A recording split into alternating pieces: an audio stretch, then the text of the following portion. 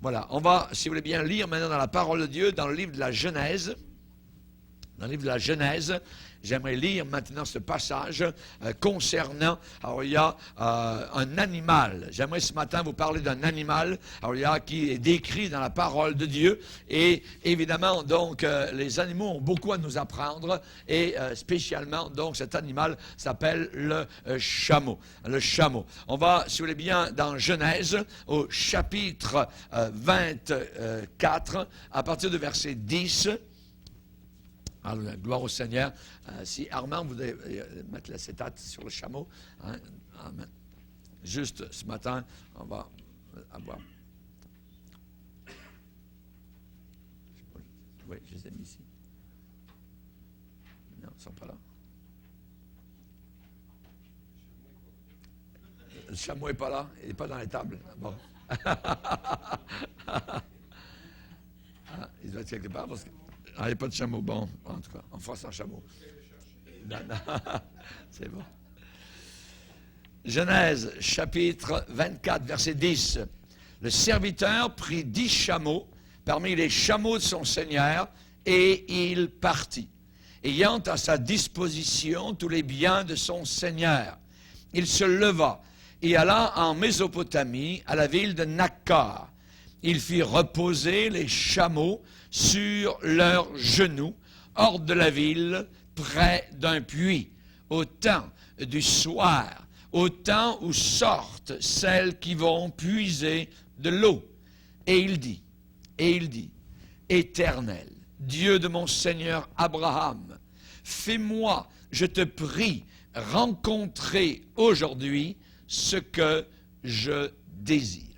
Et use de bonté envers mon Seigneur Abraham. Voici, je me tiens près de la source d'eau, et les filles des gens de la ville vont sortir pour puiser de l'eau. Que la jeune fille à laquelle je dirai, penche ta cruche, je te prie, pour que je boive, et qui répondra, bois, et je donnerai aussi à boire à tes chameaux, soit celle que tu as destinée à ton serviteur Isaac. Et par là, je connaîtrai que tu uses de bonté envers mon Seigneur. Amen. Père, nous te bénissons pour ta parole. Nous te remercions pour l'esprit de gloire.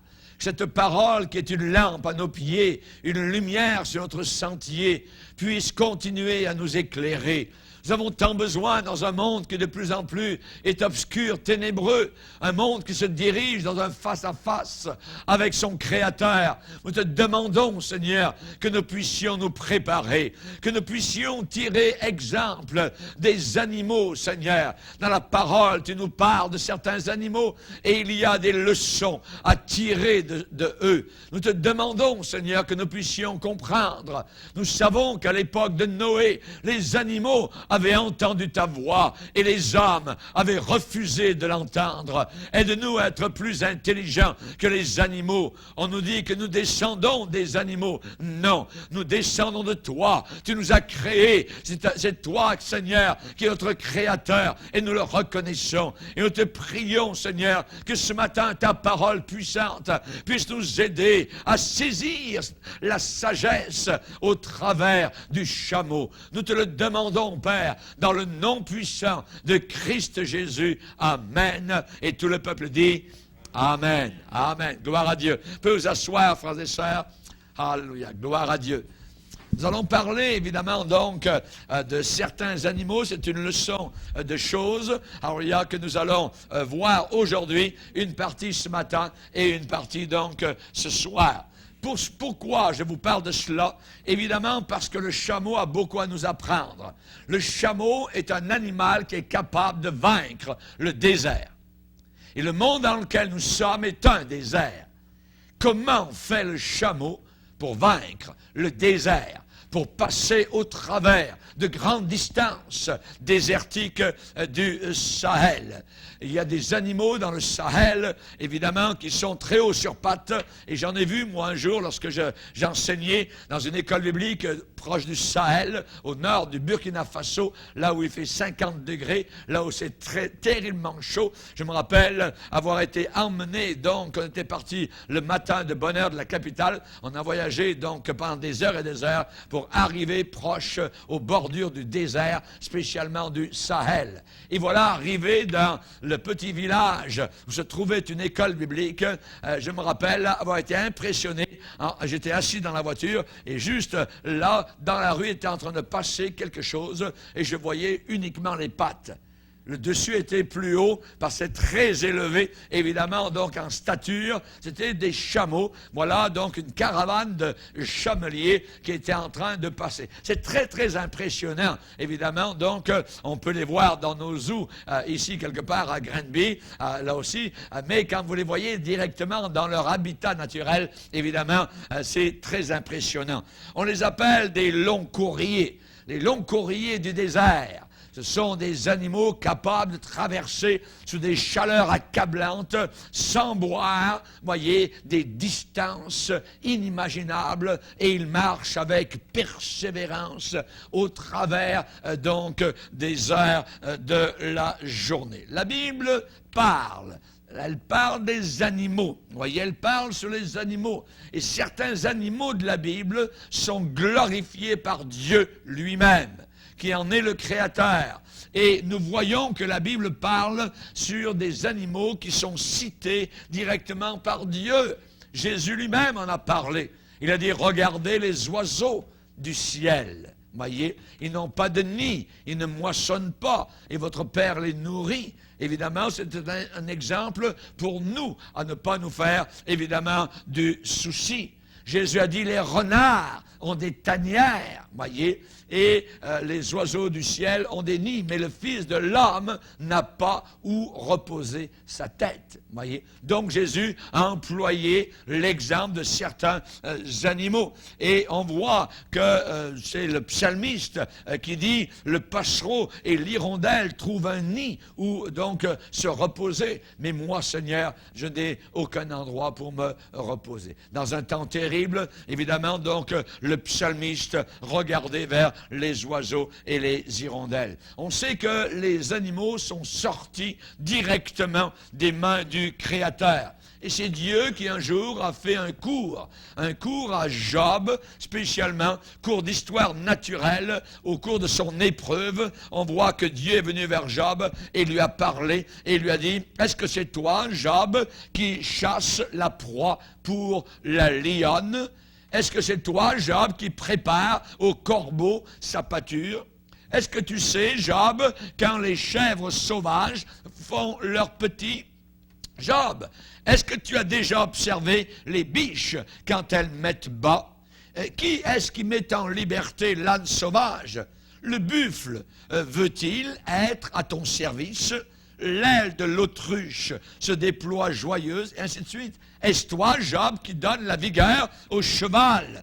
Est-ce par ton intelligence, Job, que l'épervier prend son envol?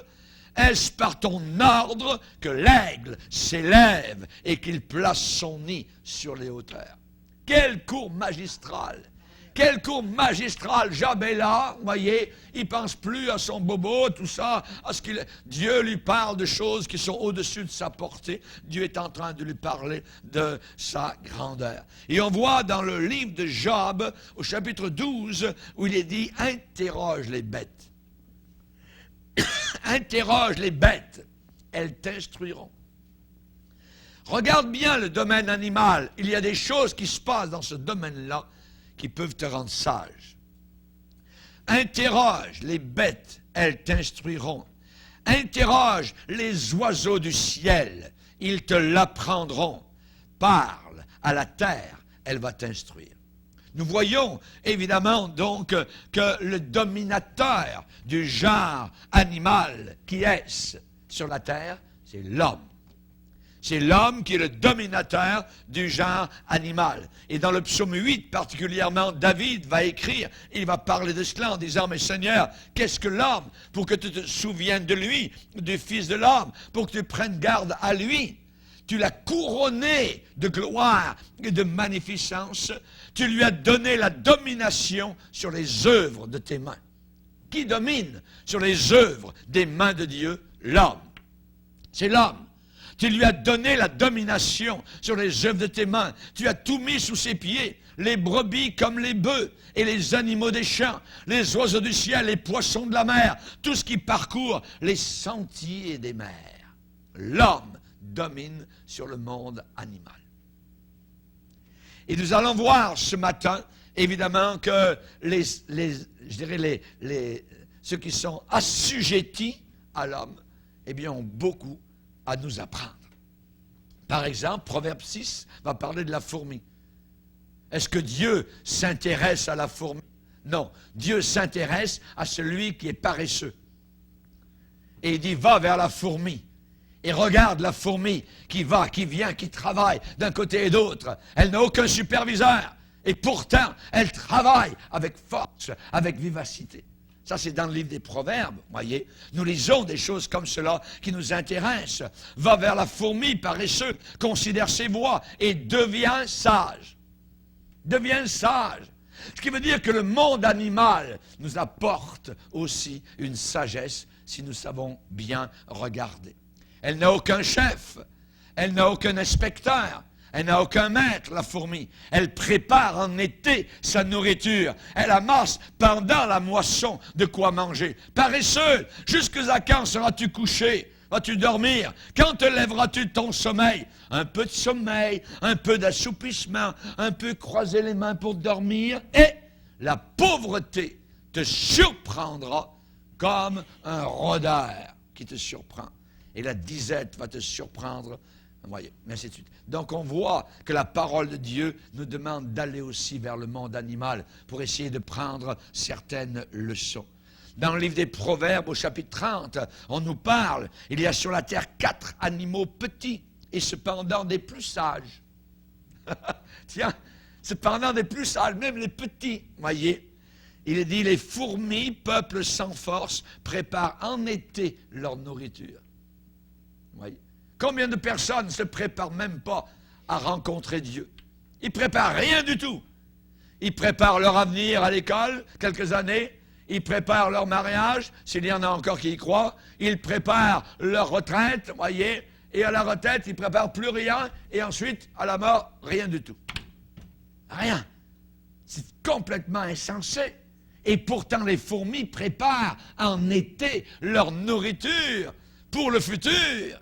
Elles pensent au futur, voyez. Les damans, peuple sans puissance, placent leur demeure dans les rochers.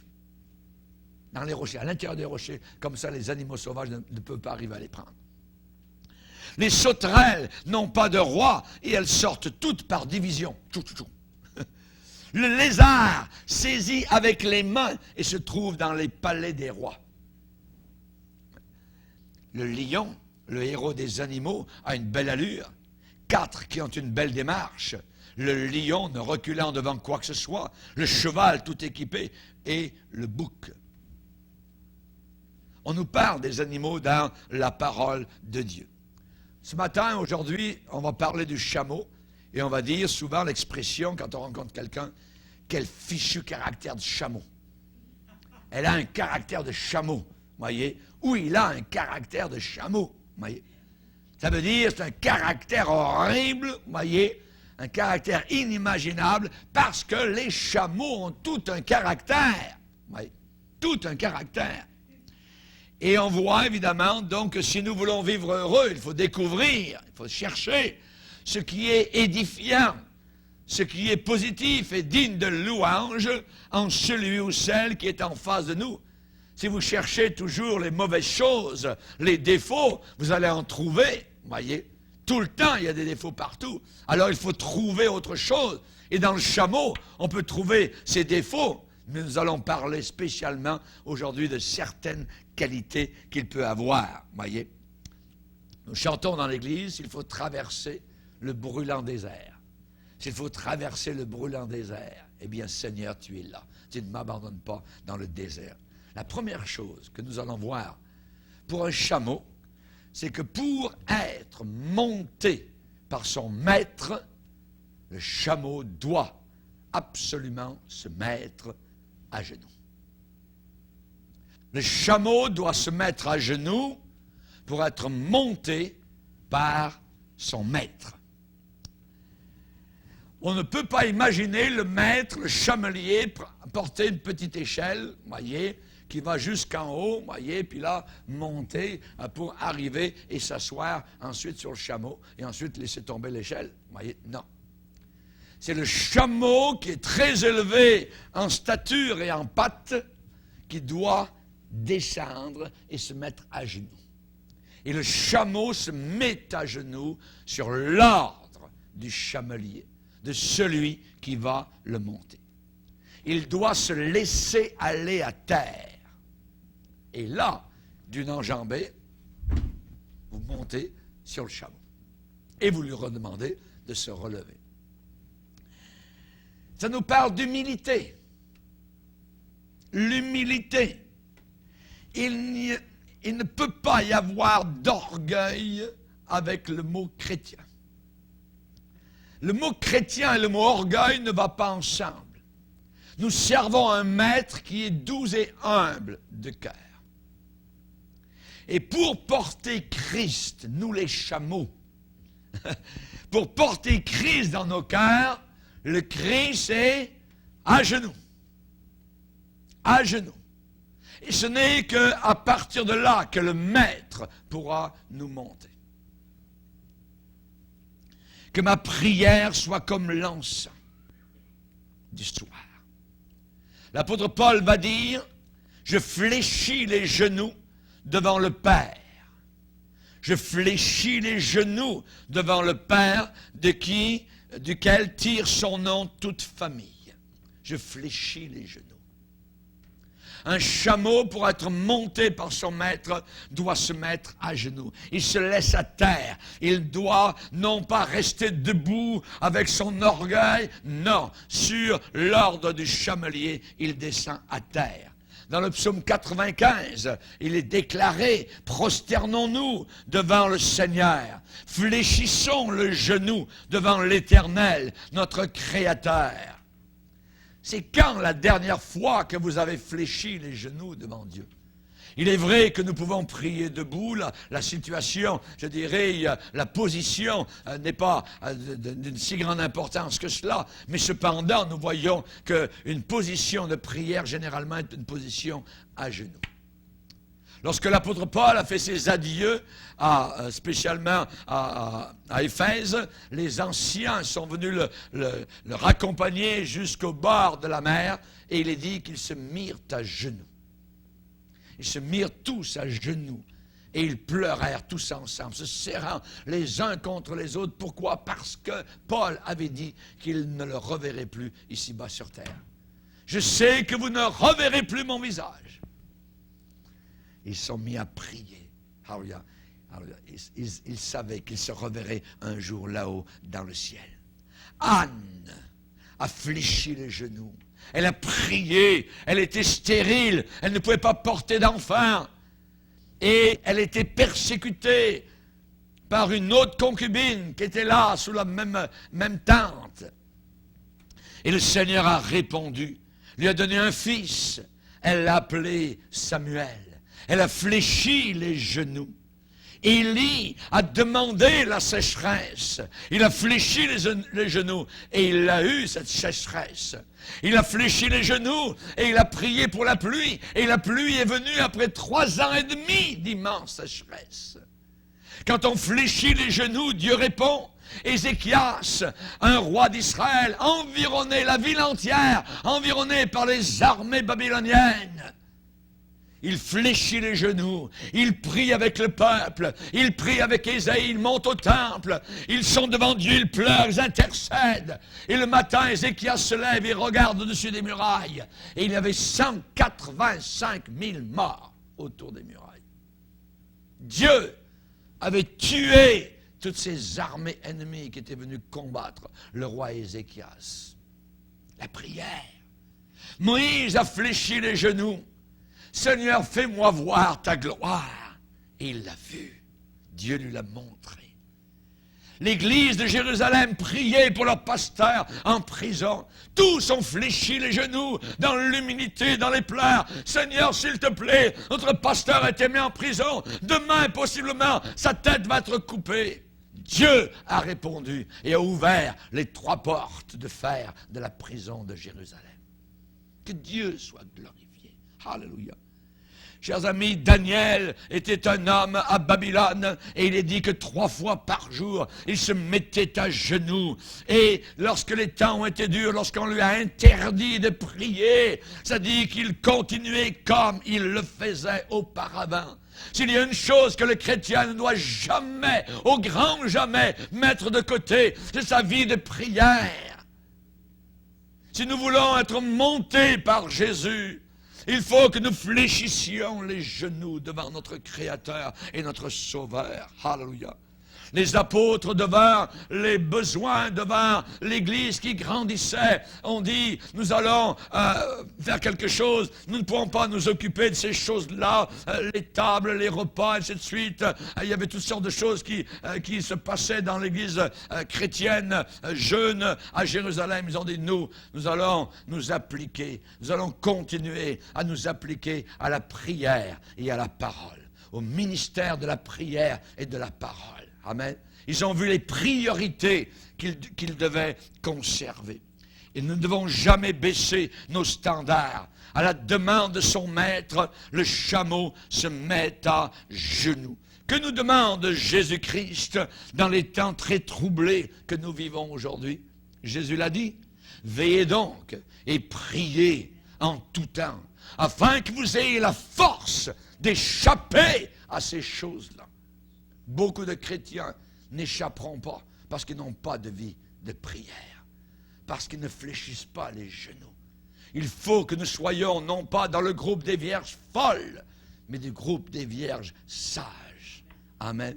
Et le chameau nous apprend, pour être monté, il doit plier ses genoux. Ah, ses genoux sont calleux peut-être. On nous dit que Jacques, le pasteur de Jérusalem, il avait des genoux de chameau. Il avait des genoux de chameau parce que tellement il se mettait à genoux qu'il y avait comme une sorte de cale qui se faisait. Et je ne pense pas qu'ils avaient des petits tapis tranquilles, vous voyez, pour que ça leur fasse pas mal. Non. Jacques priait beaucoup. On nous raconte au travers de l'histoire chrétienne que certains hommes de Dieu, au pied de leur lit, avaient comme dans le plancher deux rainures à cause de l'habitude de placer leurs genoux devant leur lit alors qu'ils priaient le Seigneur. Comment est-ce devant notre lit? Est-ce que nous avons usé le plancher? Est-ce que nous sommes en train de l'user? Voyez? Ou bien il reste totalement parfait? Vous comprenez ce que je veux dire? Oui. La prière, c'est un abandon total. Le chameau se met à genoux. Un abandon. Il obéit à son maître.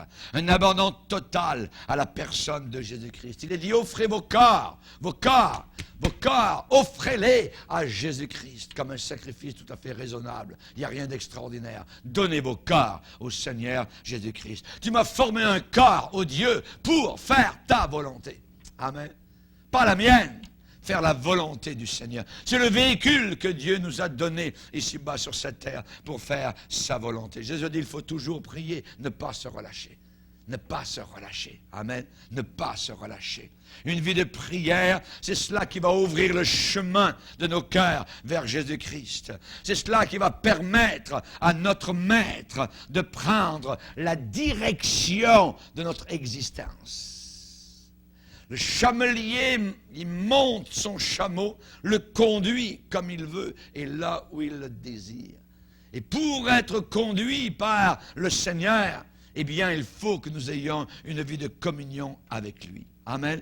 Il est dit que Éléazar, le serviteur d'Abraham, eh bien, fit reposer les chameaux sur leurs genoux. Déjà là, on pourrait s'arrêter. Il y a du repos quand vous êtes sur vos genoux.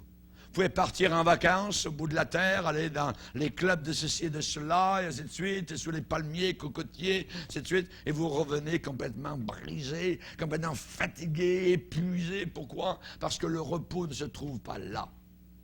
Le repos se trouve à genoux. Sur nos genoux. La prière est un repos. Éléazar fit reposer les chameaux sur leurs genoux. Hors de la ville, hors des bruits de la ville, hors du tintamarre de la ville, hors de la cacophonie de la ville, hors de la ville, proche d'un puits. Alléluia, gloire au Seigneur, proche d'un puits. Amen. Quand vous mettez à genoux, amen, vous êtes hors de la ville. Jésus dit, fermez votre porte. Fermez la porte sur le monde, sur les soucis, sur tout ça. Fermez tout ça, voyez. Et reposez-vous devant moi, à genoux, près d'un puits. Vous allez vraiment vous nourrir, vous désaltérer. Le Seigneur a dit, tout genou fléchira devant moi. S'ils ne veulent pas sur la terre, là-haut dans l'éternité, tout genou va fléchir devant Dieu, seront obligés, forcés de le reconnaître comme étant le Dieu éternel, le roi de gloire. Amen. Et si on ne sait pas comment prier, eh bien la Bible dit que le Saint-Esprit nous aide. Alléluia. Nous sommes inexcusables, de ne pas prier. Si on ne sait pas prier, le Saint-Esprit vient nous aider parce que bien souvent, nous ne savons pas comment ou de quelle manière ou quoi demander, mais le Saint-Esprit vient nous aider à mettre dans notre vie de prière. Le repos de la prière. Le Saint-Esprit nous aide. Dans Ésaïe 28, il est dit, voici le lieu du repos. Voici le lieu du repos. Et on voit que Paul va reprendre Ésaïe et va parler de ce même verset dans 1 Corinthiens 14, quand il explique la prière dans l'esprit avec le parler en d'autres langues. Et il va dire, voici le lieu du repos. Voici le lieu du repos. Si Dieu vous a baptisé dans le Saint-Esprit, que vous êtes remplis de langues nouvelles, parlez dans ces langues. Dites ces langues nouvelles au Seigneur. Celui qui parle en langue ne parle pas aux hommes, mais à Dieu, car personne ne le comprend. Et en esprit, il dit des mystères au Seigneur. Il se repose hors de la ville, proche d'un puits, sur ses genoux. Amen. Pour être monté par son maître, le chameau doit absolument se mettre à genoux. La deuxième chose, c'est que le chameau dans le désert, étant donné ses pattes qui sont très élevées, il doit son équilibre, voyez, à quoi? Au bout de ses pattes qui sont comme des raquettes, très larges. Ce n'est pas des petits souliers, voyez, pointus, tout ça, sinon le chameau tomberait, voyez, des petites pattes, voyez, affinées, non, c'est des pattes très larges, comme si le chameau avait 4 raquettes en bas de ses pattes, voyez, c'est à peu près rond, voyez, c'est comme des raquettes. Et ça l'aide dans sa vélocité et ça l'aide dans son équilibre. Un chameau peut courir. Il peut courir très vite, voyez. Et parfois, dans les pays arabes, voyez, au Moyen-Orient, il y a des courses de chameaux. Ils peuvent courir très, très vite. Et tout cela à cause aussi de la largeur de leurs pattes. La largeur de leurs pattes, eh bien, leur permet de courir vite ou de marcher, je dirais, au travers du désert, au travers du sable, au travers des rocs, des petites roches, tout ça, voyez, parce que c'est des pattes qui sont très larges. Et ils ne tombent pas, étant donné sa hauteur. Ils ne tombent pas. Qu'est-ce que ça nous dit, ça? Eh bien, si le chameau doit son équilibre à la largeur de ses pattes, voyez, eh bien, nous devons notre équilibre spirituel à la largeur de notre empattement. La largeur de nos pattes va de Genèse, premier chapitre, à Apocalypse, chapitre 22. Toute l'Écriture est inspirée de Dieu et utile pour enseigner, corriger, convaincre. Oui. Toute l'Écriture, Jésus dit, je vous ai établi. Je vous ai établi afin que vous portiez beaucoup de fruits. Dans ce mot établi, ça veut dire poser. Je vous ai établi, je vous ai posé. Je vous ai donné une fondation large pour que vous ne tombiez pas, pour que vous soyez équilibrés. L'esprit que Dieu nous a donné n'est pas, je dirais, un esprit de folie. C'est un esprit de sagesse, un esprit d'amour et équilibré. Et ce que nous avons vu depuis quelques années dans certains milieux chrétiens, c'est du déséquilibre. Ils sont tellement déséquilibrés qu'ils tombent partout. Et ça leur prend des catchers pour les relever tout le temps, puis ainsi de suite. Montrez-moi ça dans les Écritures. Montrez-moi ça dans les Écritures, où les petits chrétiens tombent tout le temps. Voyez? Non, plus que cela, c'est qu'ils tombent dans le péché, c'est qu'ils tombent dans l'immoralité, c'est qu'ils tombent en dehors de la parole de Dieu, parce qu'ils sont déséquilibrés. Ils avons besoin de l'équilibre. Attention à la manière dont nous étudions la parole de Dieu. Dont nous étudions la parole de Dieu. Notre foi chrétienne doit reposer, je dis bien reposer, doit être empâtée sur l'ensemble des Écritures. L'ensemble, pas une écriture, pas un seul verset pris hors de son contexte pour en faire un prétexte. Cela va nous déséquilibrer. Il faut nous laisser entraîner par les grands courants de la Bible, les grands courants de doctrine biblique des Écritures. Si on sort, si on enlève, voyez, quelques versets de la Bible en dehors de leur contexte pour leur faire dire ce qui nous arrange, c'est très dangereux. Et les sectes, toutes, sont bâties comme cela. Toutes les sectes sont bâties sur des versets de la Bible qui sont pris en dehors de leur contexte. Le chameau doit son équilibre à la largeur des extrémités de ses pattes. Et nous devons notre équilibre à la connaissance de l'ensemble de toutes les Écritures. Sortir quelques versets de la Bible pour nous arranger spécialement, c'est très dangereux. Et le diable est un spécialiste, voyez, dans cette méthode-là. Il a pris quelques versets, il en a parlé à Jésus, il dit, Jésus, c'est écrit ça. Jésus a dit, c'est aussi écrit autre chose. Et nous devons, justement, pour être équilibrés, le diable voulait que Jésus se lance du haut du temple pour faire un show, se montrer. Vous voyez, Jésus a refusé cela. Il y a des gens aujourd'hui qui aiment les shows, même les shows chrétiens. Nous ne sommes pas là dans le show business chrétien. Nous sommes là dans la marche chrétienne, dans le combat pour la vérité à la fin des temps, dans l'équilibre spirituel. Il est aussi écrit, nous avons un homme dans la parole de Dieu qui un jour on lui a présenté la parole du Seigneur. C'était dans son chalet d'hiver, un roi d'Israël, Joachim.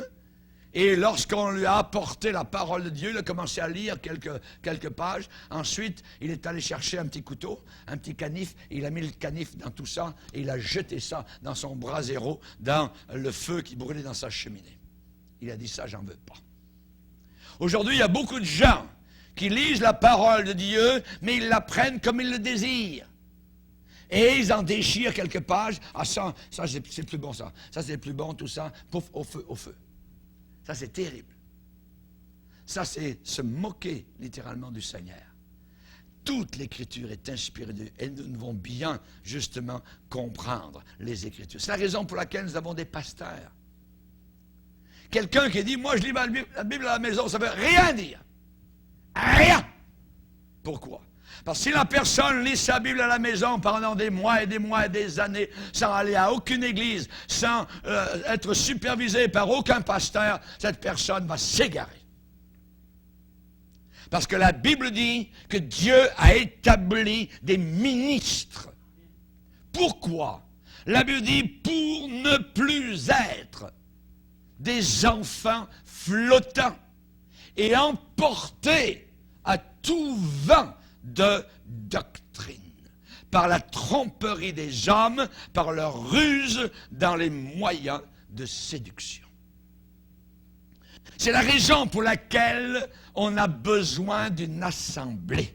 On a besoin d'un pasteur. On a besoin de frères et sœurs. Et on ne peut pas vivre en dehors du corps de Christ, tout seul sur sa montagne, là-bas dans sa maison. Et moi, je m'en fous complètement parce que moi, je lis ma Bible à la maison. Ça, il y a des milliers de personnes qui aujourd'hui sont en enfer et ils répètent, j'ai lu ma Bible à la maison, j'ai lu ma Bible à la maison. Mais ils crient.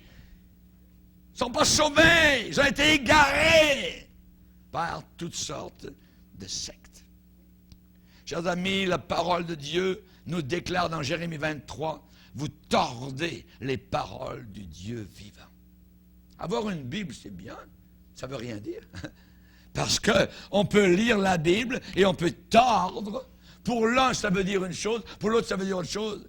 Je haïs littéralement quand il y a parfois certaines réunions, où il n'y a même plus de pasteur, quelqu'un ouvre la Bible, on lit un passage de la Bible, et ensuite, toi, qu'est-ce que ça dit à toi?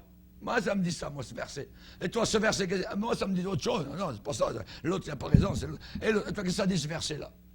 Mais vous allez avoir des opinions inimaginables, voyez. Pourquoi? Parce qu'il n'y a pas d'autorité. Il n'y a personne pour conduire. Et on a besoin que le peuple de Dieu soit dirigé, soit conduit dans la saine doctrine. Et cela va nous sécuriser. Nous sécuriser. Le chameau doit son équilibre à la largeur de ses pattes. Ce n'est pas des petites pattes, voyez. C'est des pattes larges. Si vous voulez traverser le désert, il va falloir être conduit, être dirigé, être monté par le chamelier céleste qui s'appelle le Saint-Esprit, qui nous conduit dans toute la vérité. Toute la vérité. Ça, le monde ne veut plus entendre parler de ce verset que je viens de citer.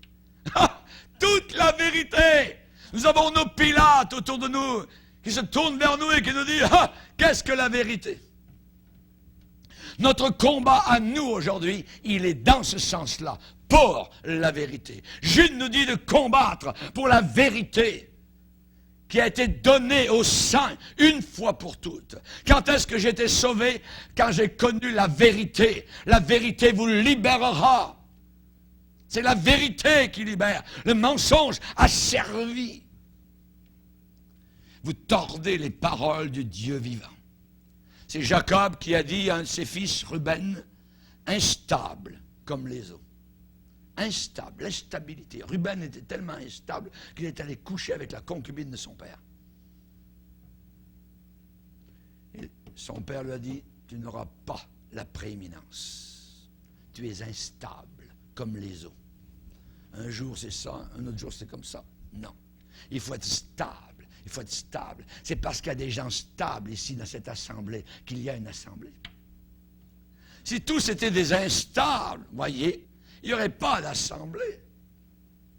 Mais parce qu'il y a une stabilité, il y a une confiance, il y a une loyauté, il y a un ministère qui est là, donné de Dieu, approuvé du Seigneur, pour être conduit dans la vérité. L'ignorance fait évidemment que certaines personnes, c'est l'apôtre Pierre qui en parle, des personnes qui sont mal affermies, qui ne sont pas affermis dans le bon sens du terme. C'est des gens instables. Quand vous n'êtes pas bien affermis, un jour vous croyez ceci, un jour vous croyez cela, un jour on vous dit, ah ben là-bas, il y a un tel qui s'en vient de Chicago, je ne sais pas où, tout ça, ah ben là-bas, il y a des miracles, c'est l'instabilité. On ne court plus une fois qu'on a connu la vérité. On marche dans cette vérité. On s'approfondit dans la vérité.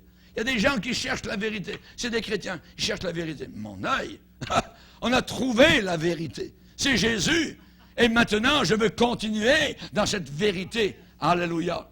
La Bible dit, faire attention à certaines personnes ignorantes et mal affermies qui tordent le sens des paroles comme celui des autres Écritures. Et écoutez bien la fin. Pour leur propre ruine. Ce n'est pas une petite affaire. C'est que si je tords la parole de Dieu, ça peut m'emmener en enfer. Et c'est terrible. Il faut que je reste, que je demeure dans les Écritures. À l'intérieur, je dirais du canon des Écritures et de la saine doctrine. Et si un jour quelqu'un m'arrive avec des nouveautés, ah ben c'est nouveau, ben j'ai une révélation, puis je suis... Non, non, non, non, non, non, non, non, non. La révélation que nous avons, elle est là dans les Écritures. Et malheur à celui qui ajoute quelque chose à ce livre, ou quelqu'un qui retranche quelque chose à ce livre-là. Ah mais Joseph Smith a eu des révélations. Non, non. C'était bon pour l'apôtre Paul, ce livre, c'est bon pour moi. Adieu les Mormons, adieu les Jéhovah, adieu les Adventistes, adieu ceci et cela, les Madame White, je ne veux rien savoir. Moi, c'est ça, c'est la parole de Dieu qui a été finie, achevée à Apocalypse chapitre 22. Terminé. Tout est là. Et tout ce qu'on y ajoute vient du malin. Alléluia. Chers amis, les premiers chrétiens, mes frères et sœurs, du premier siècle, lorsqu'on les amenait sur les bûchers, lorsqu'on donnait l'ordre d'allumer les bûchers, ils savaient, ils étaient sûrs et certains de leur affaire. Ils ne se regardaient pas les uns les autres alors qu'on les avait liés. « Hey, t'es certain de te sauver, toi? Est-ce que j'ai fait la bonne affaire? » Non! Ils chantaient, ils attendaient le Christ qui les attendait juste dans quelques instants. Que Dieu soit glorifié. Amen. Lorsque durant le Moyen-Âge, des frères et sœurs étaient sur des bûchers, et lorsque les autorités religieuses arrivaient avec un grand apparat, tout ça, avec des croix et des choses semblables, en disant, toi là-bas, embrasse le Christ avant de mourir. Oui. Lorsqu'on leur posait la question, croyez-vous que dans la messe, dans l'hostie, elle devient au cours de la messe le corps véritable de Jésus-Christ? Non! Croyez-vous que le vin devient le sang véritable de Christ par la transsubstantiation, un grand mystère catholique? Et l'homme de dire, non! Brûlez l'hérétique! Et on allumait. Et la personne, mon frère, partait au ciel simplement parce qu'il ne croyait pas du tout dans ce mensonge. Et aujourd'hui, nous avons des chrétiens qui se disent chrétiens, qui disent « Ah, ils sont tous sauvés là-bas dans la religion officielle, tous des chrétiens. » Mon œil! Quel mensonge! Nous avons des frères et sœurs qui sont morts parce qu'ils ne croyaient pas à la messe catholique. Et nous allons nous mettre assis et dire « Oh, c'est des chrétiens différents, mais ils n'ont rien vu. Ils n'ont rien connu, ils ne savent pas. » Et vous allez rencontrer là-haut des frères et sœurs qui sont morts dans la gloire. Ils sont dans la gloire, ils sont morts pour la vérité. Et vous, sur la terre, vous dites, non, non, c'est pas bon ce qu'ils ont cru. Comment on va faire pour se rencontrer? Peut-être qu'on ne se rencontrera jamais. Le chameau doit son équilibre à la largeur des extrémités de ses pattes, qui sont comme des raquettes. J'aimerais vous dire que nos pieds doivent être appuyés sur l'ensemble de l'enseignement des prophètes et des apôtres. Éphésiens chapitre 2, verset 20. Ma foi et la tienne doit être appuyée sur l'enseignement, la doctrine des prophètes et des apôtres. Relisez les épîtres. Si ça ne sert à rien, la doctrine, pourquoi l'apôtre Paul a-t-il écrit tant d'épîtres? Colossiens, Philippiens, Thessaloniciens, ainsi de suite. Ça ne sert à rien. C'est pour nous enseigner à rester dans la saine doctrine. Mais on nous dit qu'à la fin des temps, les hommes ne supporteront plus la saine doctrine. Sera-ce les païens? Non! Ça sera des chrétiens. Parce que les païens n'ont jamais accepté quoi que ce soit de doctrine chrétienne. Mais si les gens n'acceptent plus la saine doctrine, mais ayant la démangeaison d'entendre des choses agréables, et se donneront une foule de docteurs selon leurs propres désirs, alors, la Bible dit, ils se détourneront de la vérité. De la vérité. Et ça, ce sont des chrétiens. Et c'est le début de l'apostasie. C'est le début du ménage entre les boucs et les brebis. Que Dieu nous garde. Que Dieu nous garde. Bâtir sur le roc, bâtir sur le sable. On en revient à Matthieu 7. bâtir sur le roc. Extérieurement, les deux maisons semblent belles, mais il n'y a pas de différence. Mais qu'elle est belle, celle-là, mais elle est belle aussi. Il n'y a pas de différence. La différence sera vue lors de la tempête. C'est dans la tempête de la fin des temps, dans la tempête de l'apostasie, c'est là qu'on va voir une maison qui paraissait belle être détruite et l'autre rester. Parce que la fondation invisible, mais réelle, était posée sur du roc. Et l'autre, sable. Le sable des idées humaines. Ça fait 40 ans environ que je prêche la parole de Dieu. Les idées humaines, j'en ai vu passer et partir. Des doctrines qui viennent, ah c'est nouveau, tout ça. Tout le monde, il faut faire ses feux, il faut aller là, tout ça. Puis au bout de 5-6 ans, terminé, on ne parle plus rien, etc. Et on attend un peu, il y a un petit laps de temps, tout ça. Puis de 2-3 ans plus tard, ah ben tiens, il y a une autre nouveauté qui s'en vient de là-bas, là, c'est la Californie là-bas. Puis là, il faut aller là-bas, puis ils s'en viennent aussi, ils vont nous dire ça. Il faut porter le feu, c'est là. Puis c'est de la folie, puis au bout d'un certain temps, ça a disparu encore. Oui. Et la parole de Dieu, le roc des Écritures, reste, demeure. Amen. Il faut bâtir solide sur ce roc-là. Alléluia. Amen. Daniel préférait brûler que de se détourner. Préférait brûler que de se détourner. Préférait aller dans la fosse au lion que se détourner de sa vie de prière. Comment est ta vie de prière?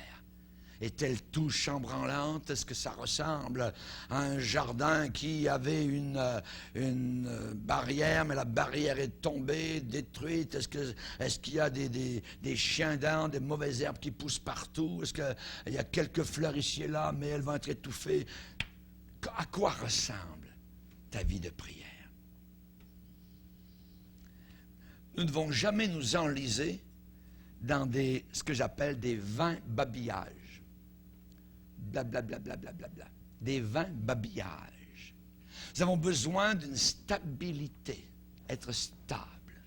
Être stable nous parle de se conserver. Se conserver. Si vous voyez un prédicateur qui commence et puis 30 ans plus tard, son message n'a pas changé, il n'est pas pire. Le message reste le même. Le message ne peut être bradé. Le message ne peut pas être négocié. Le message ne peut pas être modernisé. C'est le message éternel de gloire qui libère les âmes par milliers s'ils le reçoivent comme tel, comme venant du Seigneur. Paul va dire à Timothée, conserve-toi pur. Conserve-toi pur. Loin des discours vains et profanes. Et tu seras un vase d'honneur, sanctifié, utile à ton maître et propre à toute bonne œuvre. Paul va dire dans 1 Timothée, 1er chapitre, de ne pas enseigner d'autres doctrines. De ne pas enseigner des nouveautés. Ne pas se servir de la Bible pour en faire un prétexte à ma vie qui est mauvaise. Non, je ne veux pas prendre le rasoir comme Joachim, qui avait l'intelligence d'un âne, qui littéralement a déchiré la Bible et l'a mis au feu. Il y a des gens aujourd'hui qui ne veulent rien savoir de la vie sanctifiée, la vie mise à part, une vie propre, une vie pure pour le Seigneur. C'est là qu'est ton bonheur. Nous ne voulons pas faire notre malheur, alors restons à l'intérieur de la doctrine de Christ. Nous devons nous éloigner des gens mauvais. On sait qu'on a été avertis. On est avertis, la Bible dit qu'il y aura des temps difficiles à la fin des temps. Les hommes seront égoïstes, amis de l'argent, fanfarons, hautains, blasphémateurs, rebelles à leurs parents, ingrats, irreligieux, insensibles, déloyaux, calomniateurs, intempérants, cruels, ennemis des gens de bien, traîtres, emportés, enflés d'orgueil, aimant le plaisir plus que Dieu. Ils auront l'apparence de la piété, mais ils en renieront ce qui fait la force. Éloigne-toi de ces gens-là. Reste loin de ces gens-là. C'est un commandement si tu veux être heureux. Éloigne-toi. Oui, on a affaire avec eux, mais je m'éloigne de leurs sentiments, de leurs pensées, de leurs enseignements, de leur façon de vivre. Éloigne-toi d'eux. Alors tu vas te rapprocher des chrétiens. Tu vas te rapprocher de l'Église de Dieu.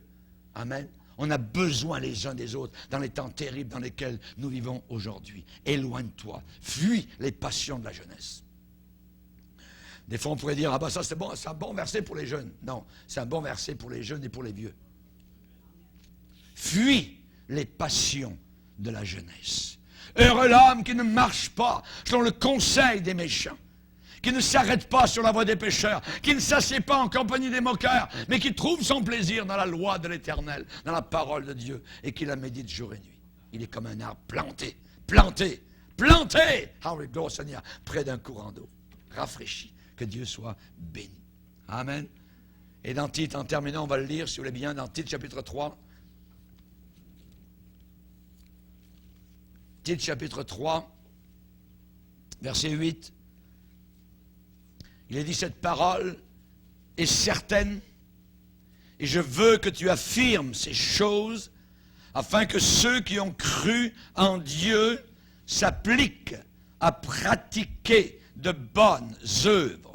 Voilà ce qui est bon et utile aux hommes. Mais évite les discussions folles, les généalogies, les querelles, les disputes relatives à la loi, car elles sont inutiles et vaines. Éloigne-toi après un premier et un second avertissement. Celui qui éloigne de toi après un premier et un second avertissement, celui qui provoque des divisions, sachant qu'un homme de cette espèce est perverti et qu'il pêche en se condamnant lui-même. Père, nous voulons te bénir et te glorifier pour ta parole. Nous te remercions pour l'exemple de sagesse que nous tirons du chameau. Tu es un Dieu merveilleux, Seigneur. Et nous voulons, Seigneur, avoir un empattement doctrinal large, comprendre, pas uniquement un seul verset, mais l'ensemble des Écritures. Nous voulons y poser notre vie, y déposer notre futur, y placer notre éternité. Merci, Seigneur, de ce que ce matin encore, tu es capable d'atteindre nos cœurs. Merci, Seigneur, pour la stabilité de ton assemblée. Merci pour les frères et sœurs stables et loyaux dans la foi. Nous te prions de continuer à les bénir, Seigneur, et à nous encourager tous ensemble dans la marche que nous accomplissons, la marche de la vie, jusqu'au jour où nous pénétrerons par les portes de gloire dans la ville céleste. Merci, Seigneur, au nom de Jésus. Amen. Et tout le peuple dit Amen.